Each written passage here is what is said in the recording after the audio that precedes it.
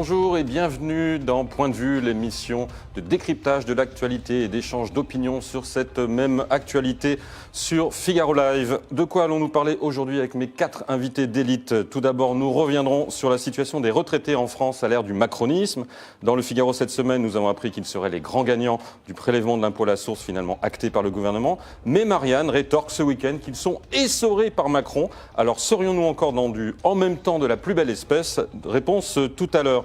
Ce vendredi, la présidente du Front National, devenue Rassemblement National, Marine Le Pen, fait sa rentrée politique à la foire de Châlons-en-Champagne dans la Marne sur fond de crise identitaire avec ses atermoiements sur l'Europe ayant conduit notamment Florian Philippot à quitter son mouvement, crise financière avec la dotation publique de 2 millions d'euros qui lui a été refusée et crise existentielle même avec des effectifs en baisse et sa figure la plus populaire, Marion Maréchal, qui est désormais rangée de la politique. Alors, le Rassemblement National peut-il rebondir à l'approche des européennes? Nous en parlerons. Autre sujet un petit peu lié au précédent, la vague dite populiste qui semble grossir un peu plus chaque semaine en Europe. Après les manifestations de l'AfD à Chemnitz, les amabilités échangées entre Salvini et Orban, des élections en Suède qui s'annoncent favorables au parti local anti-immigration, faut-il s'alarmer de ce mouvement international qui a le vent en poupe? Enfin, je demanderai à mes invités si, plutôt que lire le Figaro Magazine de cette semaine et les extraits du nouveau livre d'Éric Zemmour, Destin français, ils iront marcher pour le climat, comme les exhorte à le faire un mouvement né sur les réseaux sociaux en réaction au départ de Nicolas Hulot. Nous nous demanderons surtout si ce type d'initiative a vraiment du sens et de l'intérêt. Tous ces sujets, vous pouvez vous-même les commenter sur #Figaro Live et #Point de vue, mais vous pouvez surtout écouter nos invités en parler. Ces invités, qui sont-ils? D'abord, Maître Leïla Aïchi, ancienne sénatrice écologiste de Paris de 2011 à 2017. Vous avez été membre de Europe Écologie Les Verts et du MoDem. Vous êtes membre fondatrice de Métafrica et vous suivez de très près, évidemment, les dossiers environnementaux.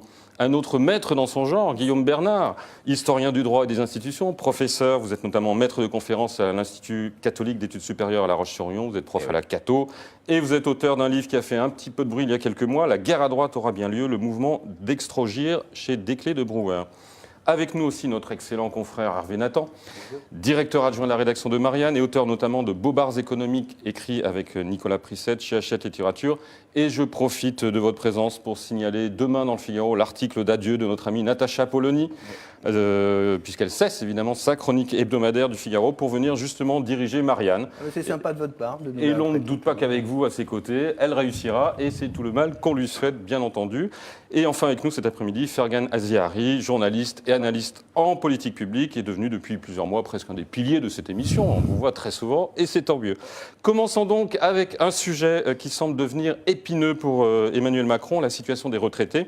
Depuis plusieurs mois, et l'opposition de droite le martèle dès qu'elle le peut, plusieurs mesures semblent faire d'eux les mal-aimés, voire les victimes de la politique sociale et économique du gouvernement. C'est en tout cas votre avis, Hervé Nathan, si j'en crois la une spectaculaire de Marianne de cette semaine. C'est un dossier que vous avez vous-même piloté. Alors, est-ce que c'est pas un petit peu exagéré l'idée que Macron essore les retraités ? Je pense que si vous demandez aux retraités eux-mêmes, je pense qu'ils vous diront que ce n'est pas du tout exagéré. Ils ont vraiment l'impression d'être ciblés. Notre enquête dit qu'ils ont raison, parce que pour la première fois, nous avons un gouvernement, et ça c'est une très grande différence d'une certaine façon avec les gouvernements de droite précédents et même de gauche, qui a décidé que la part des retraités dans le PIB, dans la part relative avec les actifs, devait baisser. C'est un vieux projet qui tourne dans les cercles du pouvoir, notamment les cercles sociodémocrates, les technocrates, dans lesquels on se mélange, il y a un mélange de technocrates, d'économistes, etc. Pour ceux qui ne connaissent pas très bien, le club le plus célèbre s'appelle En temps réel, dans lequel on comptait un certain Emmanuel Macron, mais aussi un certain Jean Pisani-Ferry, qui est donc l'économiste qui a rédigé le programme. Et on retrouve dans les textes rédigés par Emmanuel Macron, alors rapporteur d'un certain nombre de commissions, des textes disant voilà, il faut programmer la baisse relative de la part des retraités dans la production nationale parce qu'ils vont grossir, parce qu'ils sont déjà très riches, etc. C'est ça qui produit le double. C'est une stratégie de long terme qui, la première fois, est vraiment mise en œuvre de façon systématique. L'année dernière, c'était la CSG, la hausse de la CSG. Après tout, on peut débattre de chacune. Ce qui est intéressant, c'est de voir que c'est pensé cette fois-ci. Et cette année, c'est l'annonce du Premier ministre il y a maintenant 12 jours, et de dire que nous programmons une sous-indexation systématique des retraites pendant 2 ans. Les revalorisations des retraites de base de la sécurité sociale, celles sur lesquelles le gouvernement a la main, n'augmenteront que de 0,3% pendant 2 ans, 2 fois de suite, alors que l'inflation est au moins à 7%, voire 2-3%, ce qui implique une perte de pouvoir d'achat nette pour les retraités. Donc les retraités sont bel et bien ciblés, et tout ça pour produire des effets sur l'équilibre budgétaire des finances publiques. Voilà. Donc il y a un vrai plan, et ils ont donc raison. Alors peut-être pas, ils sont peut-être pas totalement essorés, ça. Ils ont encore de quoi. Ne commencez pas à relativiser votre épluché, mais ils sont bel et bien, ils ont commencé bien à être tordus comme la serviette. En tout cas, sur Twitter, on semble être d'accord avec vous, parce qu'on a posé la question, Macron a-t-il raison de ponctionner encore les retraités? Et la réponse est 30% oui seulement, évidemment, et 70% non. Pour autant, Guillaume Bernard, les retraités, et Hervé Nathan l'a souligné, ont longtemps profité de la situation économique. Donc, à un moment donné, est-ce que leur demander un effort n'est pas légitime à partir du moment où on donne la priorité aux actifs, effectivement? Et ça, là-dessus, Emmanuel Macron l'a toujours promis. Écoutez, je suis peu suspect, je dirais, d'approuver systématiquement ce que fait Emmanuel Macron, mais il me semble qu'il y a quand même, je dirais, des disparités au sein des retraités qu'il faut prendre en considération, parce que le minimum vieillesse, c'est, si je ne m'abuse, 840 €, mais il y a dans la situation globale des retraités une situation qui n'est pas, je dirais, trop mauvaise. Ils ont profité pendant des années du fait qu'ils prenaient leur retraite assez jeunes, en tout cas plus jeunes que les actuels actifs, qu'ils ont cotisé relativement moins que ceux qui sont actuellement actifs et qui vont cotiser pour les actuels retraités. Et par conséquent, effectivement, on ne peut pas, je dirais, ignorer le fait qu'il y a un enjeu de solidarité entre générations. Bon. Et par conséquent, bien sûr qu'un certain nombre de retraités doivent se considérer, et peut-être pour un certain nombre d'entre eux, à juste titre, comme étant ponctionnés de manière illégitime, mais il n'empêche qu'aujourd'hui, les retraités sont dans une situation économique bien meilleure que la plupart des actifs. Et puis, il y a un problème, me semble-t-il. Je suis désolé, si vous faites une erreur du point de vue statistique, c'est pas vrai. Nous prouvons, les statistiques de l'INSEE prouvent que le travail, les gens qui travaillent, qui sont actifs et qui travaillent, ont un revenu supérieur systématiquement à ceux qui sont en retraite. C'est quand on prend les familles et les inactifs et l'ensemble des trucs, tout d'un coup, effectivement, il y a un effet statistique. Ah oui, mais le problème, c'est que justement, il y a des inactifs, les enfants sont inactifs. Oui. C'est normal, et ils sont élevés par une famille, et ils sont les futurs cotisants, si on garde le même système, ce qui n'est pas certain. Alors, je vais vous faire marquer chose sûrement, vous n'avez désapprouvé, c'est que la même mesure de désindexation des retraites touche aussi les allocations familiales. Bien sûr. Et donc, le gouvernement a choisi de désindexer quelque chose qui aide des familles qui sont hyper actives, parce que les parents avec enfants, il n'y a pas plus actifs comme catégorie que cela. Absolument. Et donc, le gouvernement, c'est pour ça que on peut discuter du principe. Je suis d'accord, le problème c'est que la mesure du gouvernement ne correspond pas au principe qu'ils annoncent. C'est-à-dire que quand ils disent c'est pour favoriser le travail, je m'élève en faux contre cette affirmation. C'est juste pour trouver 2 à 3 milliards d'euros pour boucler le budget. Ça c'est autre chose. Pourquoi? J'ai déjà cité l'affaire des familles. Mais il y a une autre mesure qui est un peu cachée, parce qu'évidemment les diables dans les détails. Dans la même mesure qui consiste à désindexer les retraites, elle désindexe aussi les salaires portés au compte des futurs retraités. Les gens qui cotiseront en 2019 et 2020, et ben leur salaire dans 20 ans, dans 30 ans, quand ils demanderont la pension et qui diront j'ai eu des droits, j'ai acquis des droits en 2019 et 2020, on leur dit ah oui mais là vous avez perdu 2% chaque année parce que l'inflation n'a pas été compensée. Alors ne disons pas que nous faisons attention aux actifs d'aujourd'hui parce que nous sommes en train de préparer leur mauvaise retraite de demain. Mais le signal que donne le gouvernement avec cette mesure-là, c'est qu'il est en train de montrer aux futurs retraités qui sont les actifs d'aujourd'hui qu'effectivement ils ont de quoi craindre que le tout futur gouvernement pourra porter la main sur leur pension future et qu'ils n'auront aucun moyen de s'y opposer. Puisque vous le savez bien, le taux, enfin la valeur, je dirais, du point de retraite n'est absolument pas garantie. Et c'est ça, évidemment, parce que, et c'est là où il y a une confusion, c'est que beaucoup de retraités pensent qu'ils ont acquis des droits. Or, ils n'ont pas véritablement acquis de droit à avoir un certain revenu. Ils n'ont simplement acquis que des points qui leur permettent d'avoir un revenu à la retraite une fois que, mais en fonction évidemment de la valeur du point.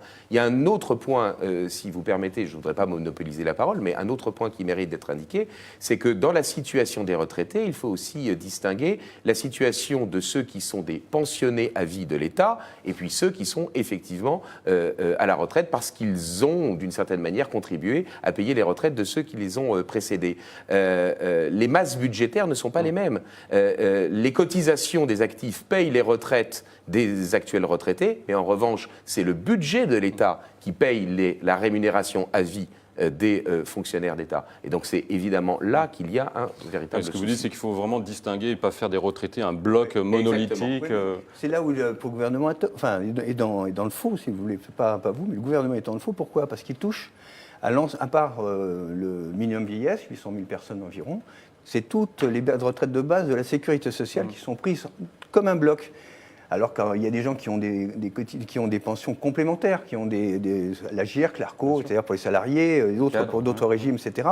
Là, il a décidé qu'il y aurait tous les pensionnés de base. Et donc, d'une certaine manière, et tous les gens qui sont entre 880 € et 1800 €, si je me trompe peut-être, mais environ un peu moins de 2000 € environ. Et donc, en fait, c'est des gens modestes qui sont touchés. Ce n'est pas des gens qui vivent très bien. Ce n'est pas des gens qui ont pu accumuler énormément de biens, etc. etc. Voilà, c'est ce que je veux dire. Et d'ailleurs, sur Twitter, sur Internet, les gens sont plutôt d'accord avec ce que vous dites, Hervé Nathan. Philippe White dit « Macron essore toutes les classes populaires et moyennes. Émilienne, les retraités sont les gros perdants du macronisme. » Édouard Philippe, en début de semaine, d'ailleurs, on sent qu'il a senti cette fronde monter parce que lorsqu'il a annoncé qu'effectivement il y aurait le prélèvement à la source dès janvier prochain, il a commencé à évoquer tout de suite les retraités. On l'écoute, c'était sur TF1 en début de semaine.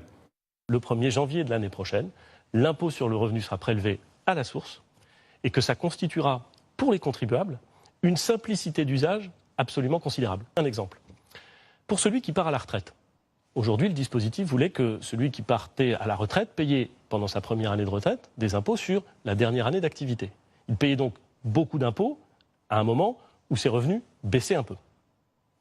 Avec le prélèvement à la source, ce décalage dans le temps disparaît complètement. Leïla Aïchi, vous étiez candidate pour La République En Marche aux dernières législatives. Quel discours vous teniez à l'époque aux retraités ? Eh bien, écoutez, moi, sur ce qui me gêne justement sur la position des retraites, c'est qu'encore une fois, on est en train de créer une opposition au sein de nos concitoyens. Je trouve ça extrêmement... un conflit de génération. Un conflit de génération qui est dangereux, justement, dans un moment, il y a les élections européennes qui arrivent, on est sur des tendances et des tentations de division de la société française. De mettre l'index sur le retraité me semble extrêmement dangereux. Et effectivement, après, en même temps, les faits sont têtus. C'est pas du tout une mesure en faveur globalement des retraités. On en a quoi, à peu près 16 millions si on compte les personnes également qui bénéficient de la retraite, enfin de reversion. On en a à peu près 17 millions. Il y a 7 millions qui sont quand même concernés par cette mesure. Et il y aura quand même une baisse de revenus, de pouvoir d'achat de 381 € en moyenne sur à peu près 6,5 millions de retraités. C'est une réalité. Pour beaucoup, ça représente beaucoup d'argent. Et je trouve que cette démarche est extrêmement dangereuse, notamment dans le climat dans lequel nous sommes aujourd'hui. Moi, je suis toujours extrêmement gênée quand nous avons les pouvoirs publics qui ont tendance à vouloir opposer une catégorie par rapport à une autre. Et le conflit générationnel me semble absolument pas une bonne idée en ce moment.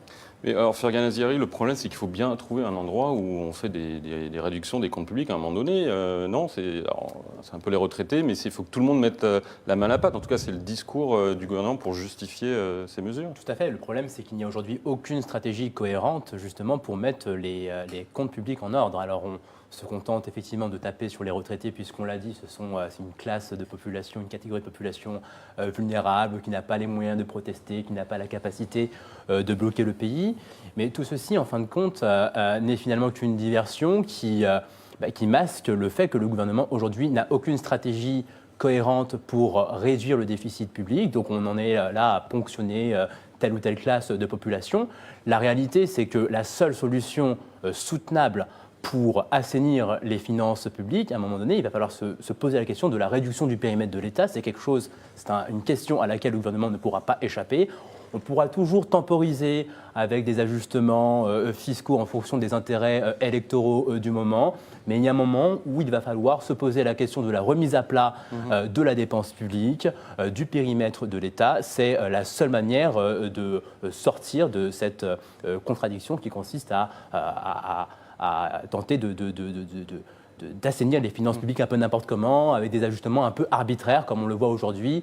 On l'a vu avec les retraités, mais on le voit aussi avec l'ensemble de la population, puisque la pression fiscale, elle augmente aussi pour tout le monde, finalement. Le gouvernement a fait le choix de réduire le déficit, non pas par une baisse de la puissance publique, mais par une augmentation des prélèvements obligatoires. Et c'est bien ça qui, à mon avis, qu'il faut interroger, et non pas seulement la question des retraités, qui n'est qu'un petit symptôme d'un problème beaucoup plus vaste. Un petit symptôme, Hervé Nathan, mais est-ce que ça peut quand même être dangereux pour Macron? Parce que les retraités, vous le dites, c'est une force silencieuse qui n'a pas tellement les moyens de s'exprimer. Mais regardez, comment qui vote, absolument. Et regardez en Russie ce qui s'est passé. Poutine a reculé sur les retraites. Donc, est-ce qu'il y a quand même un petit danger? Est-ce que tout ça s'organise? Apparemment, un personnage assez important quand même, comme Richard Ferrand, qui est promis à être au perchoir, si j'ai bien compris. Pour le moment, le président du groupe LREM à l'Assemblée nationale a commencé par à réfléchir, parce que lui, c'est quand même un vieux politique. Il a sans doute entendu dans sa circonscription les protestations. Il est dans le Finistère Sud, si je me souviens bien, du côté de Châteaulin. Et je pense que du côté de Châteaulin, dans sa permanence, il a dû entendre les retraités venir le voir en disant « mais c'est pas possible de ce que vous êtes en train de faire ». Il est en train d'essayer d'élaborer effectivement une mesure corrective qui consisterait à moduler en fonction des revenus des retraités, c'est-à-dire peut-être et on retrouverait le seuil fameux de 1 200 € qui avait fait couler beaucoup d'encre. C'est celui sur lequel on échappait ou pas à la hausse de la CSG. Alors, il y a énormément de réactions. Pour abonder dans votre sens, Leïla Ichi, Lolo sur le Figaro.fr qui dit « Moi qui suis né en 62, j'ai le plus grand respect pour nos anciens. Macron veut diviser les générations. » C'est exactement ce que vous disiez. Anti-Mac 2.0, je n'aime pas la manière dont Macron essaie de monter les jeunes contre les vieux en faisant passer ces derniers pour des privilégiés. Marie avec une petite retraite et un handicap, je perds de l'argent. On tape toujours sur les retraités. Patricia, encore une belle arnaque. Le prélèvement à la source, c'est encore un autre sujet. Alors les retraités, justement, ils font traditionnellement partie du socle des électeurs du Rassemblement national, ex-Front national de Marine Le Pen, et nous ne savons pas s'ils font partie des milliers d'adhérents qui n'ont pas renouvelé leur adhésion. Mais ce qu'on sait, c'est que ce parti n'est pas dans une forme olympique. On a appris ce matin par France Inter qu'un tiers de ses permanences allait fermer.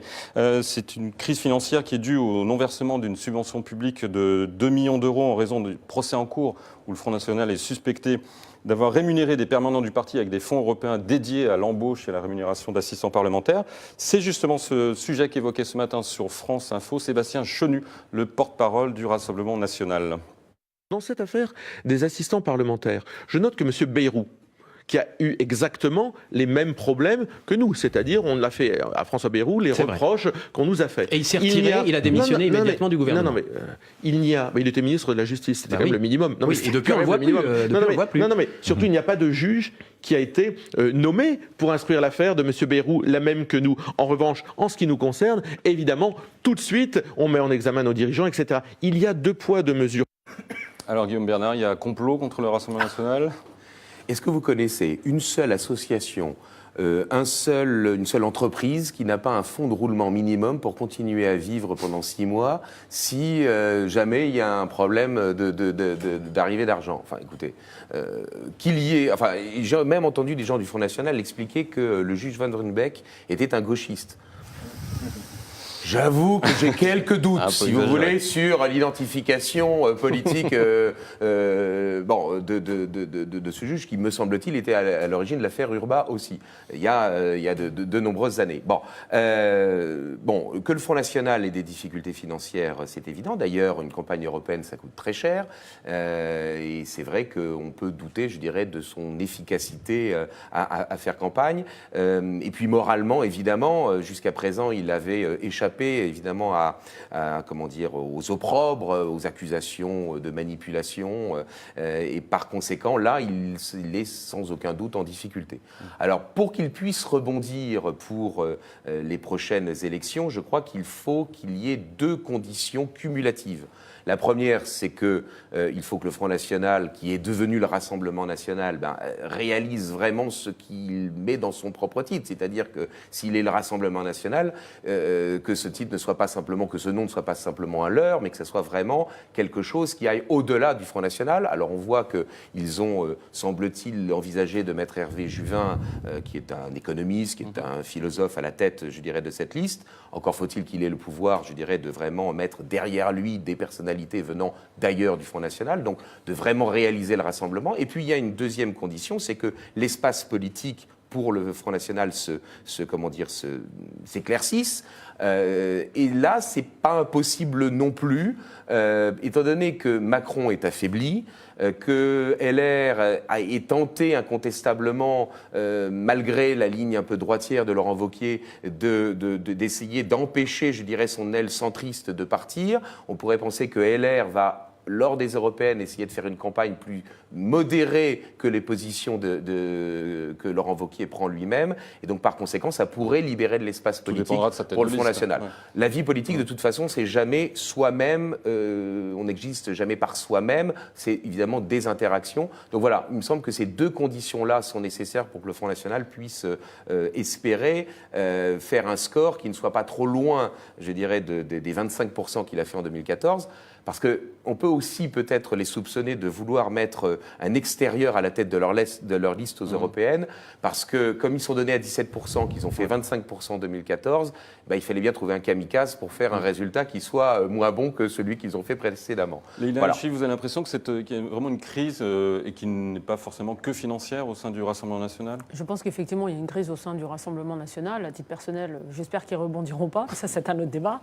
En tout état de cause, moi, ce qui m'inquiète, c'est plutôt les tendances populistes de l'Europe d'une manière générale. On va en parler après. Voilà, et j'espère que notre pays n'aura pas ces tentations pour les européennes. Et c'est ce qui me fait plutôt penser qu'un potentiel rebond, si je puis dire, du Front National est possible, eu égard au contexte qui est très flou. Le contexte politique est extrêmement flou.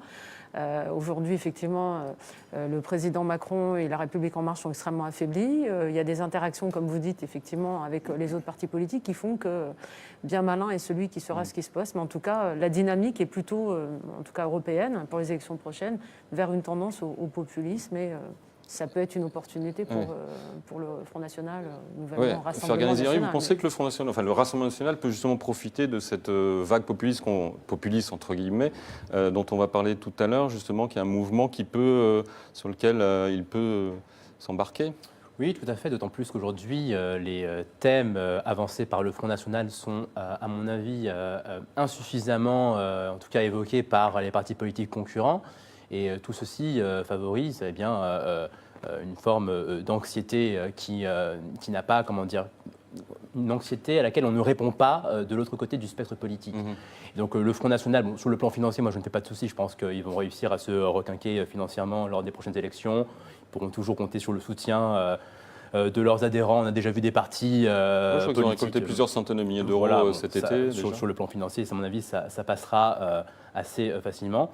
Effectivement, maintenant sur le plan idéologique et politique, on aura l'occasion d'en parler tout à l'heure, mais moi je suis assez sceptique sur effectivement la capacité des partis, entre guillemets, progressistes, puisque apparemment le nouveau clivage serait entre côté les populistes et les progressistes, donc on verra ce que ça donne.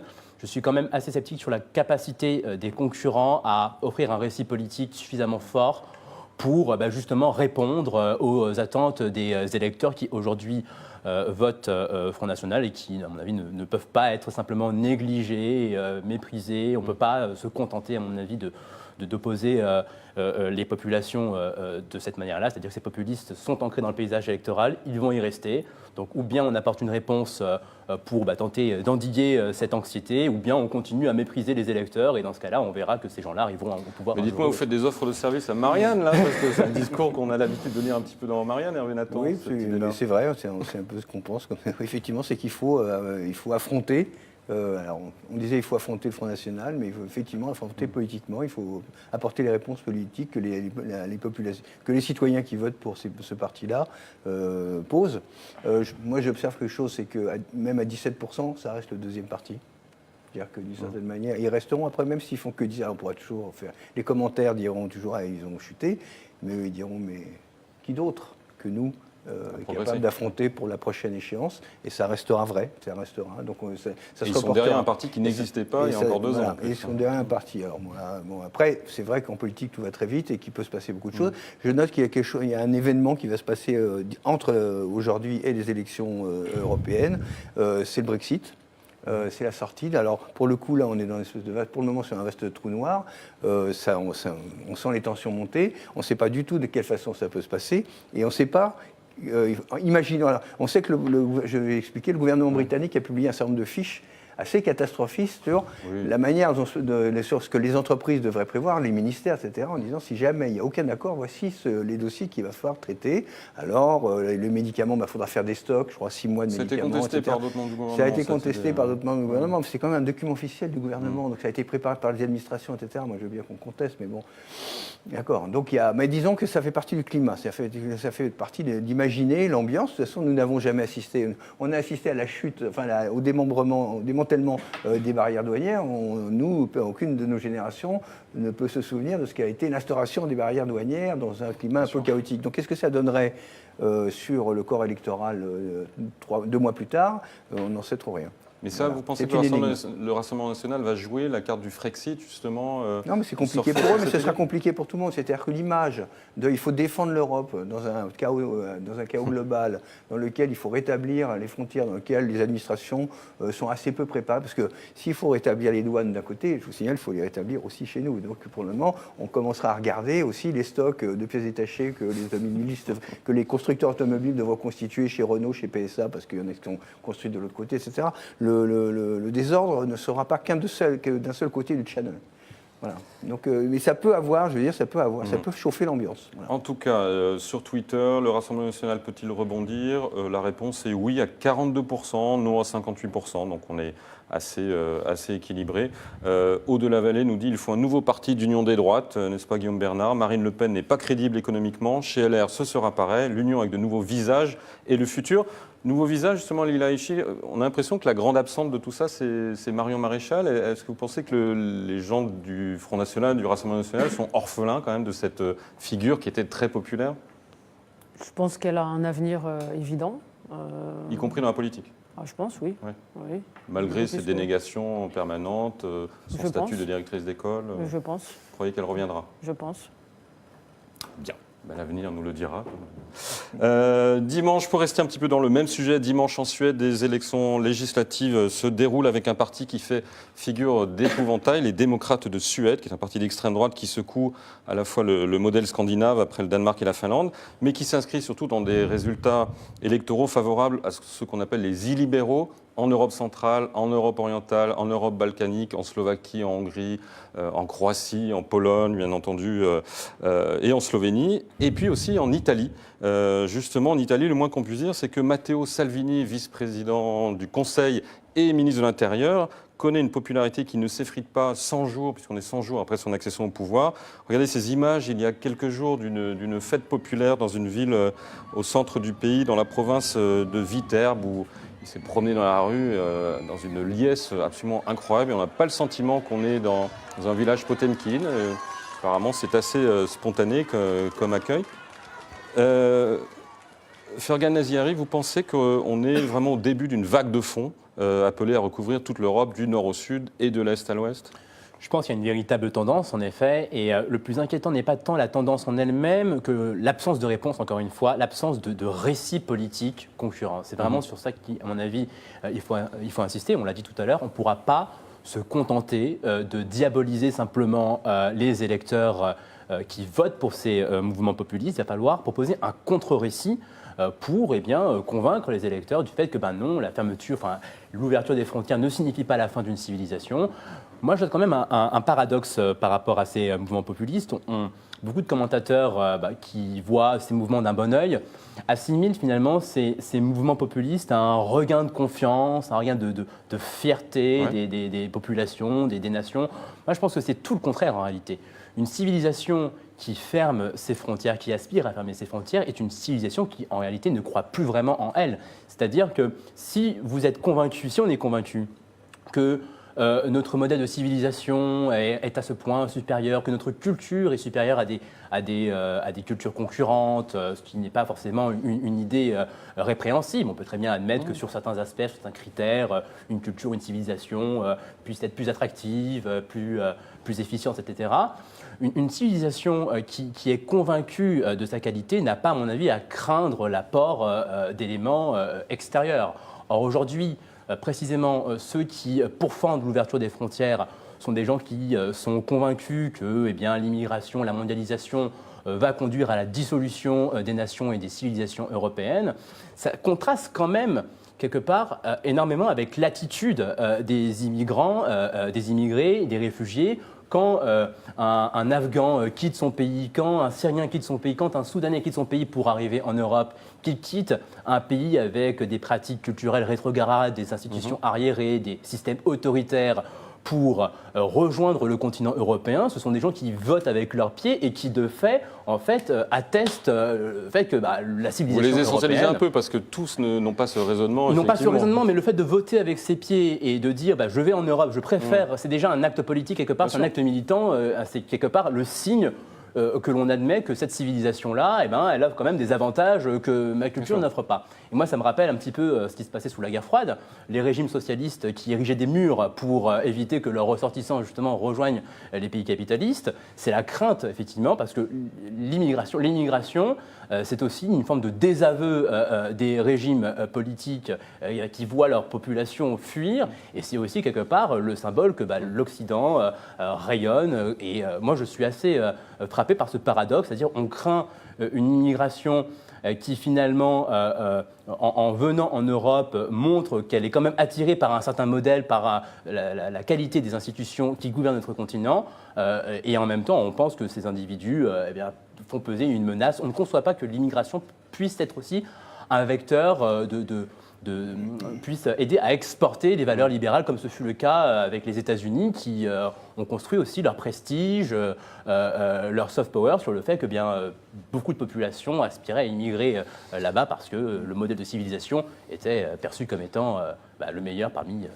En tout cas, ces réactions existent. Leïla Aïchi, ça vous inquiète justement ces mouvements, ces élections qui, les unes après les autres, donnent de plus en plus de voix à des mouvements qui veulent résister à cette immigration, parce que c'est en fait ça le cœur de leur programme. Complètement, évidemment, c'est inquiétant, c'est extrêmement inquiétant. Cette vague de populisme sur l'Europe anti-immigration, pour un certain nombre d'entre eux, primaire, est extrêmement inquiétante, parce que il y a l'enjeu du politique d'une manière générale, que ce soit de gauche ou de droite, je ne parle pas des extrêmes. C'est que si on regarde quelques analyses de spécialistes de la démographie, en vérité, d'un point de vue économique et notamment pour les années futures, dans l'absolu, l'Europe aurait besoin d'une vague d'immigration en tout cas. La question étant, c'est qu'aujourd'hui, en fait, la question étant, c'est qu'aujourd'hui, et ça il faut le reconnaître et l'admettre, nous sommes arrivés à une situation où en France et en Europe, les populations n'en veulent plus. Donc c'est une donnée pour laquelle l'ensemble des partis politiques doivent réfléchir dans un sens ou dans un autre, mais c'est une réalité. Ils ne peuvent pas faire comme s'il n'y avait pas le problème en vérité. Mais ça interpelle sur une autre question de fond qui est complètement sous-estimée et qui m'attriste beaucoup parce que c'est complètement en lien avec la question du climat et du dérèglement climatique. Et profondément une question environnementale. Si on regarde la crise, par exemple, la question de la migration venant notamment de la question syrienne, au-delà du fait qu'on a eu des gouvernements précédents qui ont voulu avoir des positions de politique internationale qui me semblaient extrêmement discutables, si on analyse par exemple le cas de la Syrie, initialement, c'est un phénomène qui est passé sous silence. On a eu 1 million de population en Syrie qui est descendue du nord vers le sud et c'est déjà en soi un mouvement lié au dérèglement climatique. Cette situation, on ne l'a pas prise en compte. Aujourd'hui, avec 30 000 réfugiés syriens en gros en France et sur une donnée beaucoup plus importante mais relativement basse, on a des tendances populistes. Je veux simplement vous rappeler que par exemple, les Nations Unies ont fait des analyses. D'ici 2050, on va avoir 250 millions de réfugiés climatiques qui vont monter du nord vers le sud. On peut construire les murs qu'on veut. Si aujourd'hui, on ne prend pas les dispositions pour pouvoir réfléchir ensemble collectivement à quelles sont nos sociétés, la société de demain, comment on l'imagine,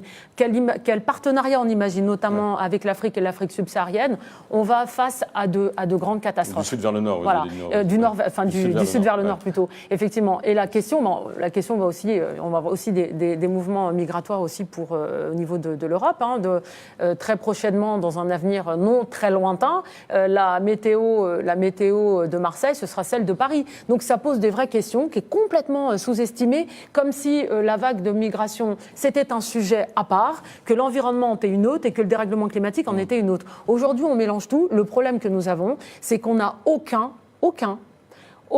gouvernement qui aujourd'hui n'a intégré dans son programme une vision à moyen et long terme. Quels sont les enjeux environnementaux? Quelles vont être les répercussions? Sur notre politique, il faut qu'on réfléchisse de manière transverse et arrêter de le faire dogmatique avec les échéances électorales. OK, ils veulent plus d'immigration, dont acte. Qu'est-ce qu'on va faire d'ici 2050 avec 250 millions de réfugiés climatiques? Alors pour faire un tout petit pas de côté, Guillaume Bernard, dans le Figaro Magazine de ce week-end, la philosophe Chantal Delsol évoque longuement cette situation inédite en Europe, en regrettant notamment que le politiquement correct empêche une vraie réflexion sur ce phénomène qu'on appelle le populisme. Elle rappelle qu'aucun gouvernement ne se dit populiste, seuls ses adversaires le nomment tel.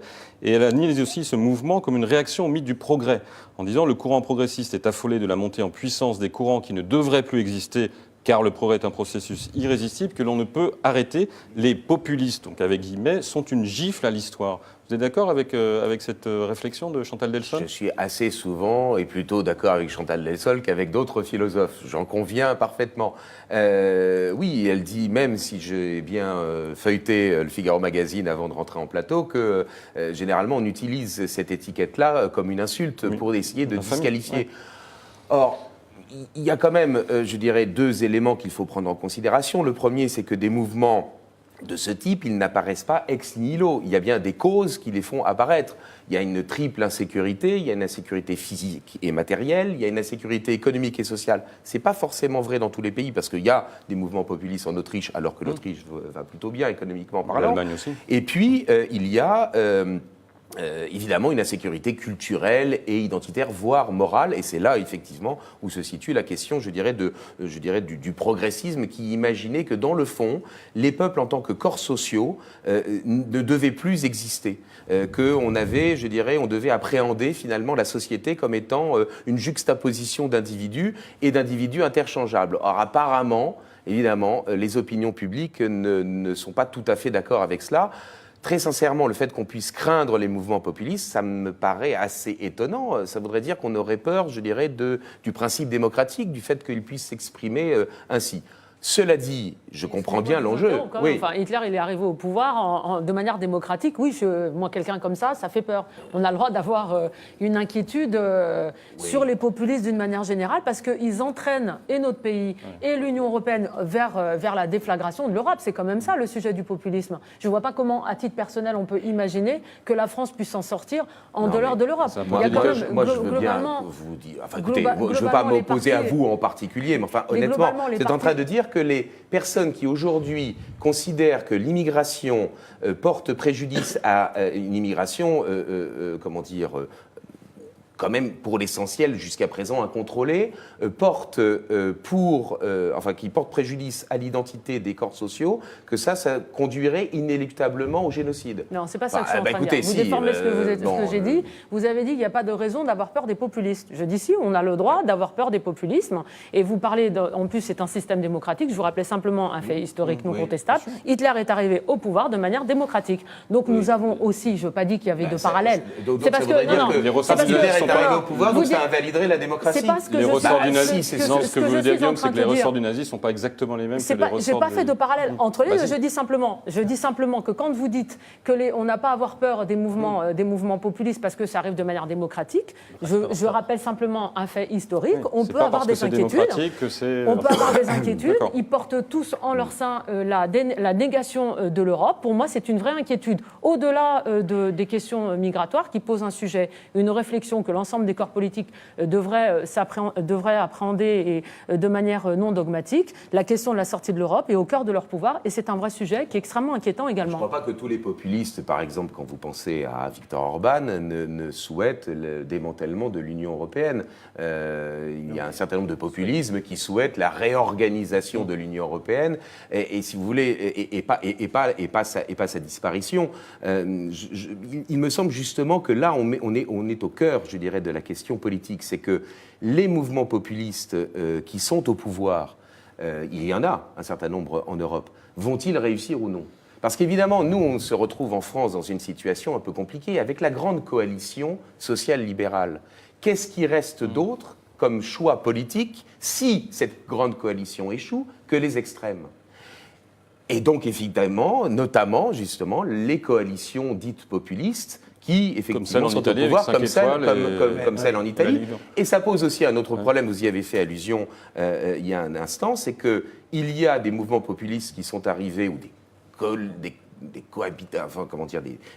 des organisations populistes qui sont arrivées au pouvoir en faisant justement des coalitions de différents mouvements qui jusqu'à présent ne l'étaient pas.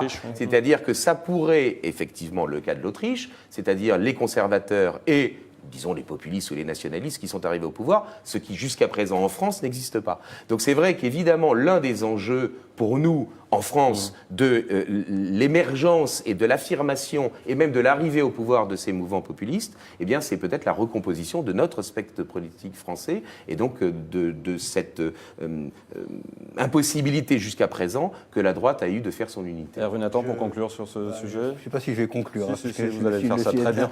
C'est important. Disons plusieurs choses. Un, je trouve que le terme de populisme, ça devient de plus en plus inemployable. En France, nous avons donc le Rassemblement national est populiste et Jean-Luc Mélenchon est populiste. Ils ne font absolument rien ensemble. Et quand on regarde en Italie, moi je prends le pari que 5 étoiles ne restera pas très longtemps à la cohabitation avec le mouvement de Salvini, avec la Ligue qui n'est plus du Nord, mais qui est avec la Lega de Matteo Salvini. Je voudrais quand même, sans aller rechercher, moi j'essaie d'éviter d'aller rechercher à l'avant-guerre des références sur l'actualité. Je pense que ça ne permet pas le débat, mais en revanche, ce qu'on peut dire, c'est qu'après la Seconde Guerre mondiale, on a bâti dans l'Union européenne un certain nombre de valeurs communes qui se retrouvent dans un certain nombre de textes, etc. Et ce qu'on s'aperçoit, c'est qu'en s'appuyant sur des sentiments populaires, des citoyens absolument réels, de l'impression de ne pas être à leur place, etc., des vraies inquiétudes, dans les programmes, il y a effectivement, par exemple en Hongrie, par exemple en Pologne, peut-être en Autriche, je ne connais pas bien, mais en tout cas chez Matteo Salvini, l'idée qu'un certain nombre de règles démocratiques sur lesquelles qui sont en commun dans l'Union européenne peuvent être balayées, ne sont pas importantes, ce qu'on appelle les illibéraux ou la démocrature. Puisque nous sommes le peuple, et ça pour le coup c'est du vrai populisme, le peuple a tous les droits. Or, nous avons appris, et nous apprenons tous les jours que la démocratie elle est encadrée par les règles, et quelquefois par les juges, et que quelquefois c'est mieux, parce que ça permet que l'avenir soit sauvegardé pour les générations qui viennent, sans aller chercher les générations passées. Et ça, disons qu'on n'est pas toujours rassuré quand on voit que Viktor Orban comment il exerce une certaine censure sur la presse, c'est quand même une liberté publique fondamentale, c'est quand même quelque chose qui nous caractérise, nous, Européens et Occidentaux, c'est quelque chose que nous avons inventé. Quand on commence à dire, c'est une liberté relative, c'est pas grave, il y a d'abord l'international, puis la vérité, et ce que disent les journalistes, c'est pas grave, on peut l'interdire, on peut la supprimer, c'est vrai en Pologne, sur lequel maintenant il y a des lois sur l'histoire. Mais quand on commence à légiférer sur l'histoire, quand les Français... je vous rappelle Non mais on s'en mord, d'accord, on s'en mord le doigt, sauf que... Voilà, donc d'abord, c'était pas le même débat, là aussi. Il faut faire attention, ce n'est pas le même débat que le débat... C'était pas le débat sur le négationnisme qu'il y a eu en Pologne, c'est pas la même chose, c'est très différent. Et ça s'analyse comme tel. Donc voilà, il y a quelque chose qui mérite effectivement les démocrates. Maintenant, je pense que... Je vais essayer de conclure, éviter le tunnel. Je pense que la manière de dire, il y aura les progressistes d'un côté et tous les conservatismes de l'autre. Et les nationalistes, comme dit Emmanuel Macron, qui disait à Copenhague. Je pense que c'est la meilleure façon de leur faire à courte échelle. Voilà. Là, je tout dépend. Dernier mot. Et là, on met le doigt sur la question qui est de savoir qu'est-ce que c'est que le peuple. Est-ce que c'est effectivement le peuple en tant que catégorie sociale, et donc là, ça serait le populisme de Mélenchon, ou est-ce que c'est le peuple en tant que corps social? Et on retrouve donc une vraie question qui est l'opposition entre la sociabilité naturelle, Aristote, etc., et la sociabilité Et quand vous dites artificielle, social, pour certains, c'est ethnique sociaux. aussi. C'est ça aussi l'imbrication, le corps social ou catégorie ethnique pour certains qui se disent populistes, qui n'est pas la même chose que le Oui, populisme. ça c'est le Jobbik par exemple, mais c'est pas, Exactement. mais ça En n'est Hongrie. pas le Fidesz qui est au pouvoir. Absolument.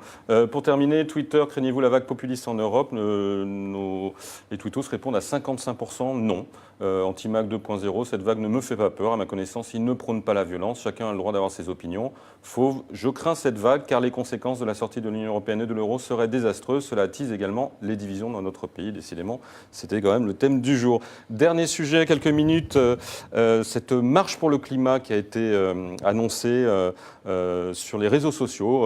Celui qui marche peut s'égarer, disait Goethe dans son Faust. D'où ma dernière question quand même, c'est cette idée de faire marcher des milliers de citoyens pour le climat. Est-ce que c'est pas à nouveau un gadget, quelque chose d'assez finalement inutile, presque anecdotique? Leïla Ichi, vous connaissez bien ces sujets. Très Ça bien. vous semble efficace, utile, ce genre de marche? Moi, je me souviens d'une marche contre le froid au métro Glaciaire par le groupe Jalon il y a 30 ans. Ça revient un petit peu à ça, non? Alors, en qualité, pour le coup, je suis présidente de l'association 8 Impact, et non pas Netafrica. 8 Impact, justement, dont le sujet est l'adaptation au dérèglement climatique. Si, pour le coup, c'est intéressant, puisque vous en parlez. Ça fait au moins quelques articles, mais il y a quelques sujets. C'est une démarche. Est-ce que ça va être efficace? C'est un autre débat. Mais en tout cas, il y a une prise de conscience suite à la démission, notamment de Nicolas Hulot.